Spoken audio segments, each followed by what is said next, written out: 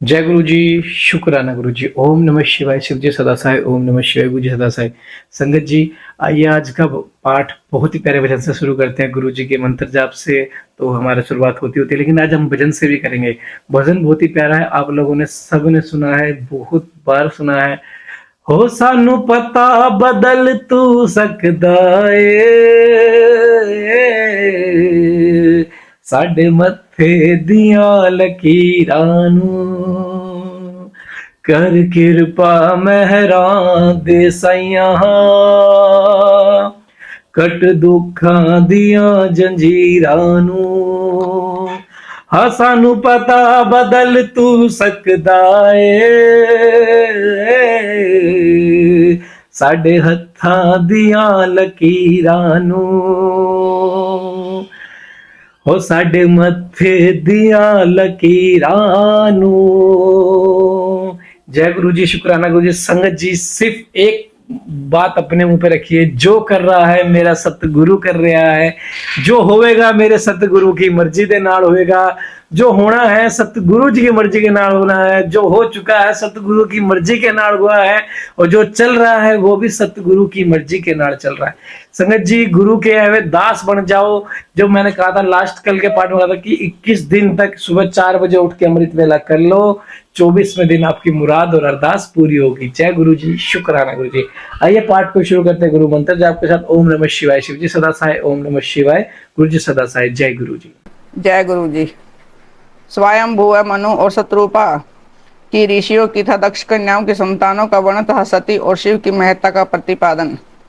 ब्रह्मा जी कहते हैं कि ना तदंतर मैंने शब्द तन मात्रा आदि सूक्ष्म भूतों को स्वयं ही पंचीकृत करके अर्थात उन पांचों का परस्पर सह मिश्रण करके उनसे स्थूल आकाश, वायु, अग्नि, जल और पृथ्वी की सृष्टि की। पर्वतों, समुद्रों और वृक्षों आदि को उत्पन्न किया। कला से लेकर युग पर्यंत जो काल विभाग हैं उनकी रचना की। मुने उत्पत्ति और विनाश वाले और भी बहुत से पदार्थों का मैंने निर्माण किया, परंतु इसे मुझे संतोष नहीं हुआ। तब साब सदाशिव का ध्यान करके मैंने साधन परायण पुरुषों की सृष्टि की। अपने दोनों नेत्रों से मरीचि को, हृदय से भृगु को, सिर से अंगिरा को, व्यानु वायु से और मुनिश्रेष्ठ पोलय को, उदान वायु से पुलस्त्य को, समान वायु से वशिष्ठ को, अपमान से कृतु को, दोनों कानों से और अतरी को, प्राणों से दक्ष को, गो से तुमको, छाया से करदम मुनि को तथा संकल्प से समस्त साधनों के साधन धर्म को उत्पन्न किया। मुनि श्रेष्ठ इस तरह इन उत्तम साधकों की सृष्टि करके महादेव जी की कृपा से मैंने अपने आप को कृतार्थ माना। तत्पश्चात संकल्प से उत्पन्न हुए धर्म मेरी आज्ञा से मानव रूप धारण करके साधकों की प्रेरणा से साधन में लग गए। इसके बाद मैंने अपने विभिन्न अंगों से देवता, असुर आदि के रूप में असंख्य पुत्रों की सृष्टि करके उन्हें भिन्न भिन्न शरीर प्रदान किए। मुने तदंतर अंतर्यामी भगवान शंकर की प्रेरणा से अपने शरीर को 2 भागों में विभक्त करके मैं 2 रूप वाला हो गया। नाद आधे शरीर से मैं स्त्री हो गया और आधे से पुरुष। उस पुरुष ने जो उस स्त्री के गर्भ से सर्वसाधन समर्थ उत्तम जोड़े को उत्पन्न किया। उस जोड़े में जो पुरुष था वही स्वयं भू मनु के नाम से प्रसिद्ध हुआ। स्वयं भुव मनु उच्च कोटि के साधक हुए। जो स्त्री तथा जो स्त्री हुई वह सतरूपा कहलाई। वह योगिनी एवं तपस्विनी हुई। तात मुनि ने वैवाहिक विधि से अत्यंत सुंदरी शतरूपा का पानी ग्रहण किया और उससे वे मैथुन चरित सृष्टि उत्पन्न करने लगे। उन्होंने शतरूपा से प्रियव्रत और उतानपाद नामक 2 पुत्र और 3 कन्याएं उत्पन्न की। कन्याओं के नाम थे आकृति, देवहूति और प्रसूति। मुनि ने आकुति का विवाह प्रजापति रुचि के साथ किया। मंजली पुत्री देवहूति करदम को ब्याह दी और उतानपाद की सबसे छोटी बहन प्रसूति प्रजापति दक्ष को दे दी। उनकी संतान परंपराओं से समस्त चराचर जगत व्याप्त है। रुचि से आकुति के गर्भ से यज्ञ और दक्षिणा नामक स्त्री पुरुष का जोड़ा उत्पन्न हुआ। यज्ञ के दक्षिणा से 12 पुत्र हो और मुने करदम द्वारा देवहूति के गर्भ से बहुत सी पुत्रियां उत्पन्न हुई। दक्ष के प्रसूति से 24 कन्याएं हुई। उनमें से श्रद्धा आदि 13 कन्याओं का विवाह दक्ष ने धर्म के साथ कर दिया। मुनीश्वर धर्म की उन पत्नियों के नाम सुनो। श्रद्धा, लक्ष्मी, धृति, दृष्टि, पुष्टि, मेघा, क्रिया, बुद्धि, लज्जा, वसु, शांति, सिद्धि और कीर्ति। ये सब 13 हैं। इनमें से छोटी जो शेष 11 सुलोचना कन्याएं थी उनके नाम इस प्रकार हैं: ख्याति, सती, संभूति, समृति, प्रति, अक्षमा, संदति, अनुसूया, ऊर्जा, स्वहा तथा शब्दा, भृगु, शिव, मरीचि। अंगिरा मुनि पुलस्त्य पुलह मुनि श्रेष्ठ कर्तु अत्रि वशिष्ठ अग्नि और पितरों के कर्म से इन ख्याति आदि कन्याओं का पानी ग्रहण किया। भृगु आदि मुनि श्रेष्ठ साधक हैं, उनकी संतानों से चराचर प्राणियों सहित सारी त्रिलोकी की भरी हुई है। इस प्रकार अंबिकापति महादेव जी की आज्ञा से अपने पूर्व कर्मों के अनुसार बहुत से प्राणी असंख्य श्रेष्ठ द्विजों के रूप में उत्पन्न हुए। कल्प वेद से दक्ष के 60 कन्याएं बताई गई। इसमें 10 कन्याओं का विवाह धर्म के साथ किया। 27 कन्या चंद्रमा को ब्यादि और विविध पूर्वक 13 कन्याओं के साथ दक्ष ने कश्यप के हाथ में दे दिया। नाद उन्होंने 4 कन्याएं श्रेष्ठ रूप व तर्क्षय को ब्यादि, भृगु, अंगिरा और कुशासव को 2-2 कन्याएं अर्पित की। उन स्त्रियों से उनके पतियों द्वारा बहुत संख्यक चराचर प्राणियों की उत्पत्ति हुई। मुनि श्रेष्ठ दक्ष ने महात्मा कश्यप को जिन 13 कन्याओं का विधि पूर्वक दान किया था, उनकी संतानों से सारी त्रिलोकी व्याप्त है। सथावर और जंगम कोई भी सृष्टि ऐसी नहीं है जो कश्यप की संतानों से शून्य हो। देवता, ऋषि, दैत्य, वृक्ष, पक्षी, पर्वत तथा तृणलता आदि सभी कश्यप पत्नियों से पैदा हुए हैं। इस प्रकार दक्ष कन्याओं की संतानों से सारा चराचर जगत व्याप्त है। पाताल से लेकर सत्यलोक पर्यंत समस्त ब्रह्मांड निश्चय ही उनकी संतानों से सदा भरा रहता है, कभी खाली नहीं होता।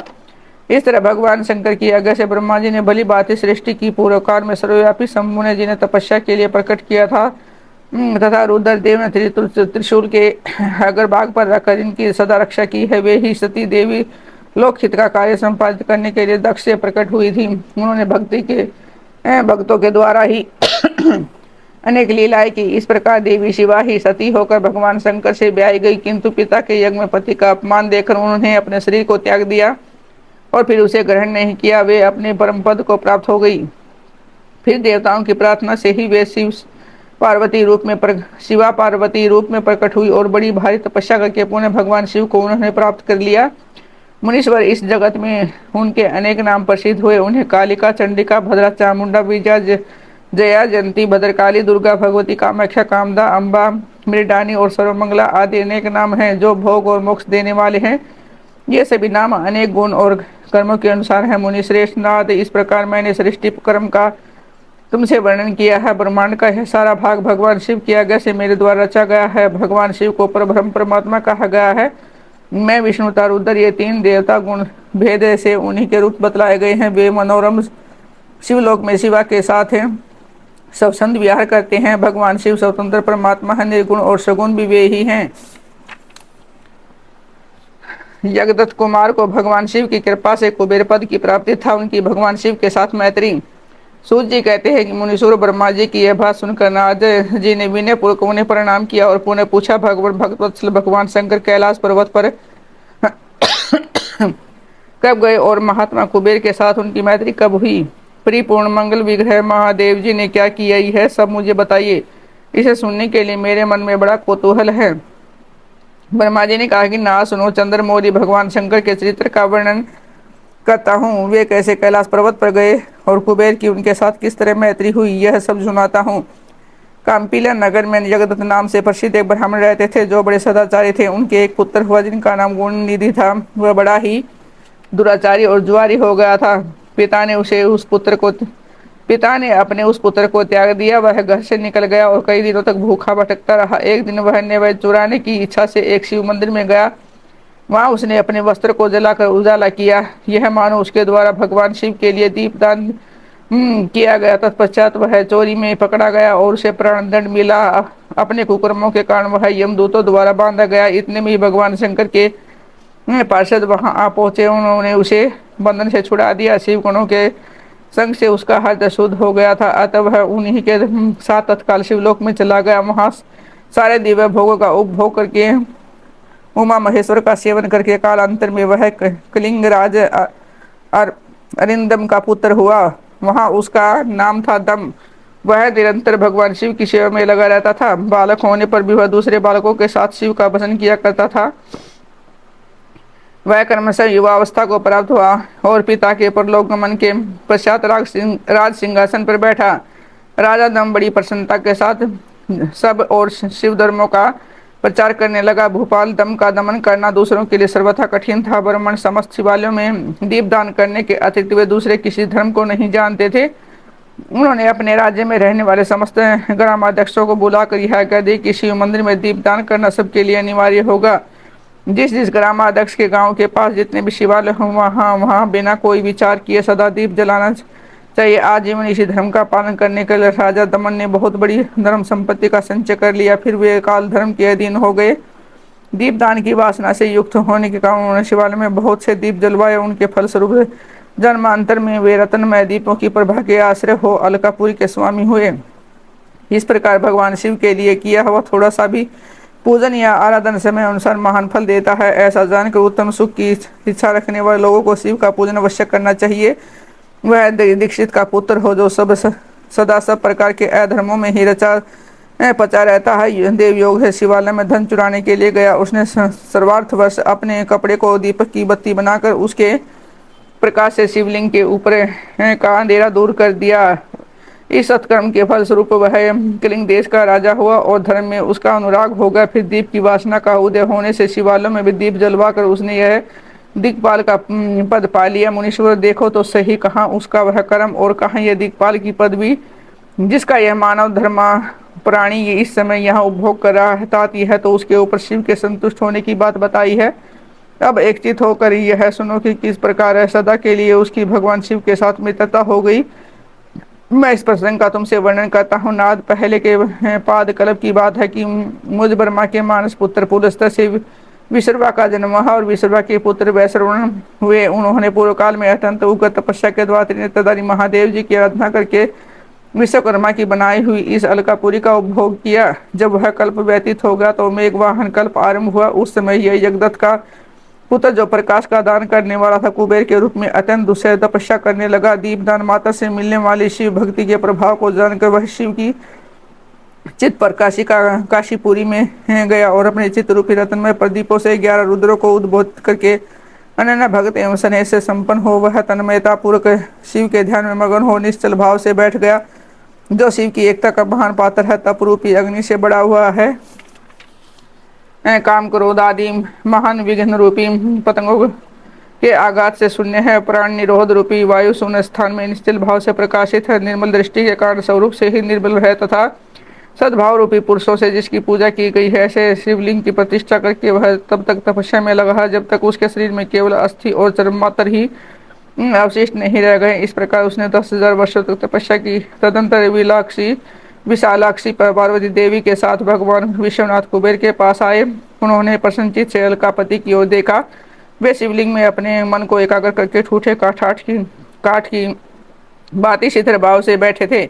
भगवान शिव ने उनसे कहा कि अलकापति मैं वर देने के लिए उदत हूँ, तुम अपना मनोरथ बताओ। यह वाणी सुनकर तपस्या के धनी कुबेर ने जो ही आंख खोलकर देखा तो ही उमा वल्लभ भगवान श्रीकंठ सामने खड़े दिखाई दिए। वे उदय काल के सहस्त्र और सूर्य से भी अधिक तेजस्वी थे और उनके मस्तक पर चंद्रमा अपनी चांदनी बिखेर रहे थे। भगवान शंकर के तेज से उनकी आंखें चौंधिया गई। उनका तेज प्रतिहत हो गया और वे नेत्र बंद करके मनोरथ से भी परे विराजमान देव देवेश्वर शिव से बोले, नाथ मेरे नेत्रों की दृष्टि शक्ति दीजिए जिसे आप चरणारविंदों का दर्शन हो सके। स्वामी ने आपका प्रत्यक्ष दर्शन हो यही मेरे लिए सबसे बड़ा वर है। इस दूसरे किसी वर से मेरा क्या प्रयोजन है। चंद्रशेखर आपको नमस्कार है। कुबेर की यह बात सुनकर देवादिदेव उमापति ने अपनी हथेली से उसका स्पर्श करके उन्हें देखने की शक्ति प्रदान की। दृष्टि शक्ति मिल जाने पर जगदत्त है कि उस पुत्र ने उस आंखें फाड़ फाड़ कर पहले उमा की ओर ही देखना आरंभ किया। वह मन ही मन सोचने लगा कि भगवान शंकर के समीप यह सर्वांग सुंदरी कौन है। इसे कौन सा ऐसा तप किया है जो मेरी भी तपस्या से बढ़ गया है। यह रूप, यह प्रेम, यह सौभाग्य, यह असीम शोभा अब सभी अद्भुत है। वह ब्राह्मण कुमार बार बार यही कहने लगा। जब बार बार यही कहता हुआ वह क्रूर दृष्टि से उनकी ओर देखने लगा तब वामा के अवलोक से उनकी बाएं आंख फूट गई। तदंतर देवी पार्वती ने महादेव जी से कहा कि प्रभु यह दुष्ट तपस्वी बार बार मेरी ओर देखकर क्या बक रहा है। आप मेरी तपस्या के तेज को प्रकट कीजिए। देवी की यह बात सुनकर भगवान शिव ने हंसते हुए उनसे कहा कि उमे यह तुम्हारा पुत्र है। यह तुम्हें क्रूर दृष्टि से नहीं देखता, अभी तो तुम्हारी तप संपत्ति का वर्णन कर रहा है।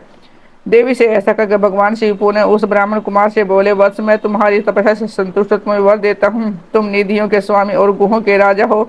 जाओ सुव्रत 100 किन्नरों और राजाओं के भी राजा होकर परिजनों के पालक और सबके लिए धन के दाता बनो। मेरे साथ तुम्हारी सदा मैत्री बनी रहेगी और मैं नित्य तुम्हारे निकट निवास करूंगा। मित्र, तुम्हारी प्रीति बढ़ाने के लिए मैं अलका के पास ही रहूंगा आओ उन उमा देवी के चरणों में साष्टांग प्रणाम करो, क्योंकि यह तुम्हारी माता है। माँ भक्त जगदत्त कुमार, तुम अत्यंत प्रसन्नचित से इसके चरणों में गिर जाओ। ने ब्रह्मा जी ने कहा कि नाद इस प्रकार वर देकर भगवान शिव ने पार्वती देवी से फिर कहा कि देवी शिव, इस पर कृपा को तपस्विनी, यह तुम्हारा पुत्र है। भगवान शंकर का यह कथन सुनकर जगदम्बा पार्वती ने प्रसन्नचित हो जगदत्त कुमार से कहा कि वत्स, भगवान शिव में तुम्हारी सदा निर्मल भक्ति बनी रहे। तुम्हारी बाई आंख तो फूट ही गई है, इसलिए एक ही पिंगलेत्र से युक्त रहो। महादेवी जी के ने जो वर दिए हैं वे सब उसी रूप में तुम्हें सुलभ हो। बेटा, मेरे रूप के प्रति ईर्ष्या करने के कारण तुम कुबेर नाम से प्रसिद्ध हो गए। इस प्रकार कुबेर को वर देकर भगवान महेश्वर पार्वती देवी के साथ अपने विश्वेश्वर धाम में चले गए। इस तरह कुबेर ने भगवान शंकर की मैत्री प्राप्त की और अलकापुरी के पास जो कैलाश पर्वत है वह भगवान शंकर का निवास हो गया।